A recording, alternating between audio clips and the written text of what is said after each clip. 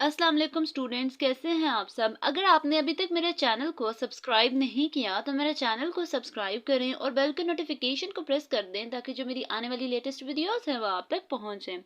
तो आज की जो मेरी वीडियो है ये है सप्लीमेंट्री क्वेश्चन नंबर जो है मेरे पास वो 52 है, उससे रिलेटेड है। तो सबसे पहले क्वेश्चन नंबर 52 की स्टेटमेंट को रीड कर लेते हैं। स्टेटमेंट में क्या चीज़ें वो जो है वो दी हुई है, मतलब गिवन कौन कौन सी चीज़ें और फाइंड क्या करना है हम लोगों ने। तो सबसे पहले क्वेश्चन की स्टेटमेंट को मैं रीड करने लगी हूँ। स्टेटमेंट में क्या लिखा है, इवेल्युएट करें डबल इंटीग्रल सरफेस को रिप्रेजेंट कर रहा है F dot and D S where F is equal to 2xy I cap plus Y Z square J cap plus X Z K cap. अब जो हमारे पास ये जो इंटीग्रल गिवन है, ठीक है, ये हम लोगों का जो फॉर्मूला है वो डाइवर्जेंस थ्योरम का फॉर्मूला है। तो क्वेश्चन देख के ही पता चल गया कि हम लोगों ने फॉर्मूला कौन सा लगाना है इस क्वेश्चन में। डाइवर्जेंस थ्योरम का फॉर्मूला लगाना है। उसके बाद उन्होंने हमारे पास जो एफ है वो किसके पास, मतलब उसमें जो मेरे पास फोर्स है वो कौन सी है, 2xy आई cap plus Y Z square जे cap plus x y k cap, मतलब ये भी गिवन है। और एस को वो क्या कह रहा है, वो एक सरफेस है। फिर उसके बाद क्या कह रहे हैं, ये तो सिर्फ इतना ही था क्वेश्चन। अब इसके बाद इसके दो पार्ट्स हैं इस क्वेश्चन के, ठीक है। तो सबसे पहले इसका फर्स्ट पार्ट देख लेते हैं। क्वेश्चन का जो इसका ए पार्ट है, क्वेश्चन नंबर 52 का जो ए पार्ट है उसको देख लें अगर, तो क्या लिखा हुआ है, the surface of the parallel pipe. यहाँ पे पैरेलल पाइप भी पढ़ा जाता है। Bounded by x is equal to 0, y is equal to 0, z is equal to 0 से कहाँ कहाँ तक है, एक्स की वैल्यू 2 तक है, वाई की वैल्यू 1 तक है एंड जेड की वैल्यू 3 तक है। अब सबसे पहले अगर इसका सोल्यूशन देखें तो सोल्यूशन में क्या किया है मैंने, सबसे पहले बाय डाइवर्जेंस थ्योरम, हम लोगों को क्वेश्चन की स्टेटमेंट से ही पता चल रहा था, जो क्वेश्चन गिवन था उसी से ही पता चल रहा था कि हम लोगों ने डबल इंटीग्रल सरफेस को वो रिप्रेजेंट करता है। तो यहाँ पे कौन सा फॉर्मूला लगेगा, डाइवर्जेंस थ्योरम वाला फॉर्मूला लगेगा। तो मैंने ऊपर हेडिंग दे दिया बाय डाइवर्जेंस थ्योरम का फॉर्मूला लिखा है। अब उसके बाद पहले वैल्यूज पुट करने से पहले इस डायग्राम को देख लेते हैं एक दफ़ा। अब ये जो डायग्राम है ये थोड़ी सी, ये वाली लाइन थोड़ी सी स्ट्रेट होनी चाहिए थी, ठीक है, लेकिन ये एक पैरेलल पाइप बनाया है, यहाँ पर पैरेलल पाइप बनाया है और इसकी वैल्यूज भी बनाई हैं। अब हमें इतना पता ही है ओरिजिन है तो यहाँ पे सारी वैल्यू 0 0 0 होंगी। उसके बाद वो कह रहा है वाई की वैल्यू, जब इस पॉइंट पे आएंगे तो वाई की वैल्यू 1 है, इस पॉइंट पे आएंगे तो जेड की वैल्यू क्या है, 3 है, और इस पॉइंट पे एक्स की वैल्यू 2 है। अब जब मैं ये वाले पॉइंट बनाऊंगी ना तो यहाँ पे x की वैल्यू 2 आ जाएगी, y 1 आ जाएगा और z की वैल्यू 0 आ जाएगी, क्योंकि इन दोनों पॉइंट्स में y की वैल्यू 0 है। सिमिलरली जब मैं इसके और इसके दरमियान वाला पॉइंट बनाऊंगी तो यहाँ पे क्या आएगा, x 0 है दोनों में तो 0 आएगा, y 1 है और z की वैल्यू 3 है। सिमिलरली यहाँ पे देखिए अगर, तो यहाँ पे क्या आएगा, x क्या है, 2 है, इन दोनों टर्म्स में देखिए x 2 है, y 0 है और z की वैल्यू मेरे पास क्या आ गई है, 3 आ गई है। ठीक है, तो इस तरह से ये सारी वैल्यूज बनाई गई हैं और इनके नेम्स बना लिए गए हैं, ABCDEFGH, ठीक है, EJ तक आपके जो है पॉइंट्स हैं। तो ये वो एक पैरेलल पाइप। अब यहाँ से थोड़ी सी आपने स्ट्रेट लाइन बनानी है, ठीक है, मेरी थोड़ी सी टेढ़ी होगी, आपने इसको बिल्कुल स्ट्रेट लाइन जो है वो बनाना है, ठीक है, इसको थोड़ा सा भी ख़राब नहीं करना।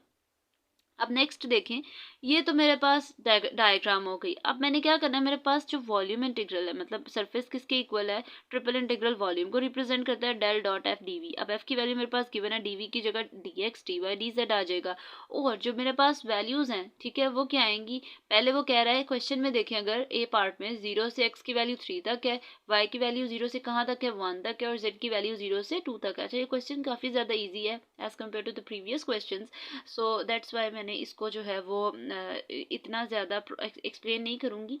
लेकिन ये है कि ये इजी क्वेश्चन है अगर आप पिछले वाले क्वेश्चन से कंपेयर करें तो, ठीक है, क्योंकि इसकी इंटीग्रेशन इजी है, दैट्स वाई ये क्वेश्चन जो है वो इजी है। अब देखिए नेक्स्ट क्या आएगा, यहाँ पे मैंने क्या करना है, इंटीग्रेशन करनी है सबसे पहले x के रिस्पेक्ट से। जब मैं x के रिस्पेक्ट से इंटीग्रेशन करूंगी तो 2y x plus X Z square x plus x square by 2 आ जाएगा और सेम लिमिट्स पुट करनी है। मतलब लिमिट्स क्या आएंगी, 0, पहले 2 माइनस 0 आएगा तो सिर्फ 2 वाली वैल्यू पुट होगी x की जगह, ठीक है। तो क्या आ जाएगा, 2 मल्टीप्लाई बाई 2 4y हो जाएगा प्लस 4z स्क्वायर प्लस 4 का स्क्वायर 2 का स्क्वायर ले तो 4 डिवाइड बाई 2, तो कटिंग होकर 2 आ जाएगा, साथ आ जाएगा dy dz, ठीक है। अब इसके बाद मैंने क्या करना है, अब इसकी इंटीग्रेशन करनी है किसके रिस्पेक्ट से, y के रिस्पेक्ट से इसकी इंटीग्रेशन करनी है। जब मैं इसकी y के रिस्पेक्ट से इंटीग्रेशन करूंगी तो मेरे पास क्या आएगा, 4y square divided by 2 plus 2x square 2z² y plus 2y, ठीक है। इस तरह से इसकी y के रिस्पेक्ट से इंटीग्रेशन आएगी, फिर मैंने इसकी लिमिट्स पुट कर देनी है, ठीक है। लिमिट्स पुट करने के बाद कुछ इस तरह से मेरे पास इसका आंसर आएगा। पहले मैंने क्या किया, यहाँ पे उसकी y के रिस्पेक्ट से इंटीग्रेशन हुई, अगर इस स्टेप में देखें।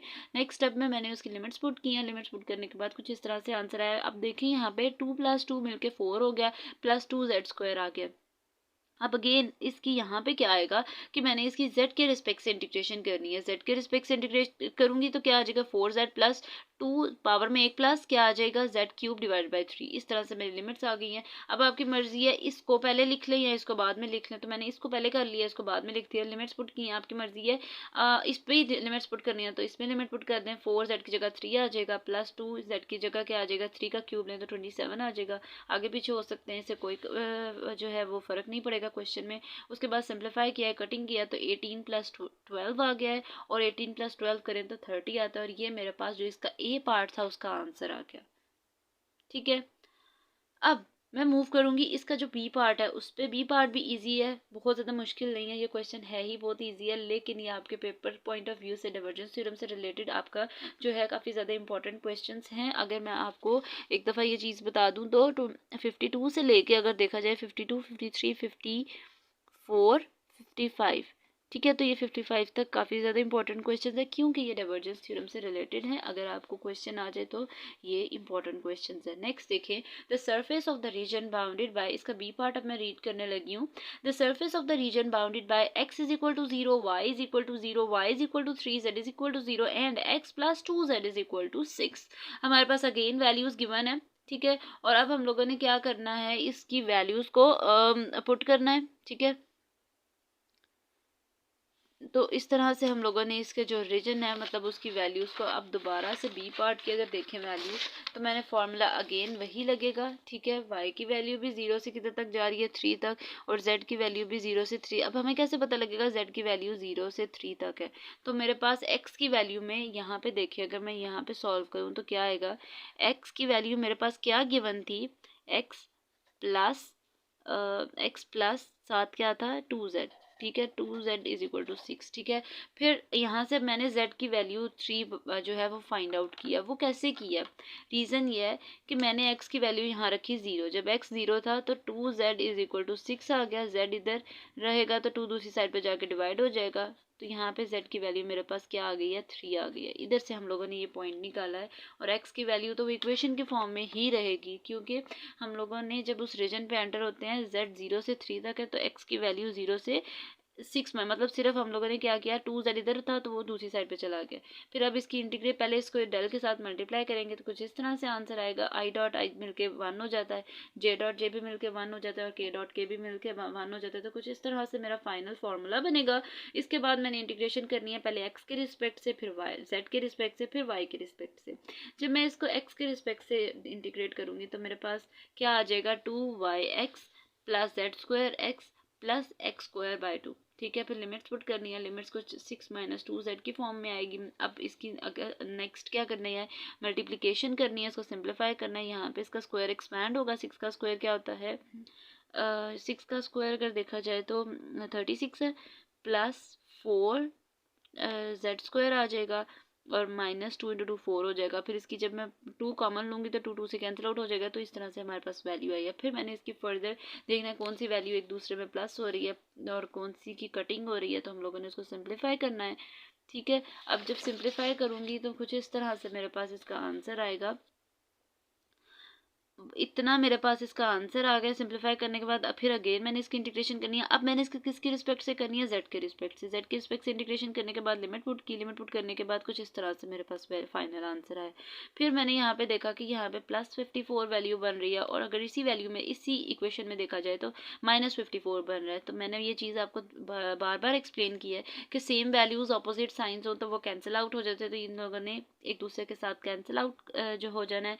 नेक्स्ट देखें, सॉरी इन वैल्यूज़ ने एक दूसरे के साथ कैंसिल आउट हो जाना है। उसके बाद देखिए फिर अगेन सिंप्लीफिकेशन करनी है और कुछ इस तरह से मेरा फाइनल रिजल्ट आएगा। अब सिंपल मैंने किसके रिस्पेक्ट से, वाई के रिस्पेक्ट से इसकी इंटीग्रेशन करनी है, तो 63/2 वाई आ जाएगा प्लस 18y² डिवाइड बाई 2 आ जाएगा। 2 को 18 के साथ कटिंग करें तो 9y² आ जाएगा। फिर मैंने इसकी लिमिट पुट करनी है, 3 पुट किया दोनों साइड्स पे, तो इसका एलसीएम लेना है। एलसीएम लेने के बाद इसका आंसर कुछ इस तरह से आएगा 189 डिवाइड बाई 2 प्लस 81। 2 को 81 से मल्टीप्लाई करें 162 आ जाएगा। फिर इन दोनों वैल्यूज़ को अगर सम करें मतलब प्लस करें तो क्या आएगा 351 डिवाइड बाई 2, और यही मेरे पास जो इसका है वो फाइनल आंसर है। ठीक है, ये थी जी आज की मेरी वीडियो। होपफुली आपको मेरी वीडियो अच्छी लगी होगी। अगर आपको मेरी वीडियो अच्छी लगे तो वीडियो को लाइक करें और सब्सक्राइब करना मत भूलिएगा। तो इंशाल्लाह जो नेक्स्ट वीडियो होगी वो इससे फर्दर क्वेश्चन से रिलेटेड होगी। तो तब तक के लिए अल्लाह हाफिज़।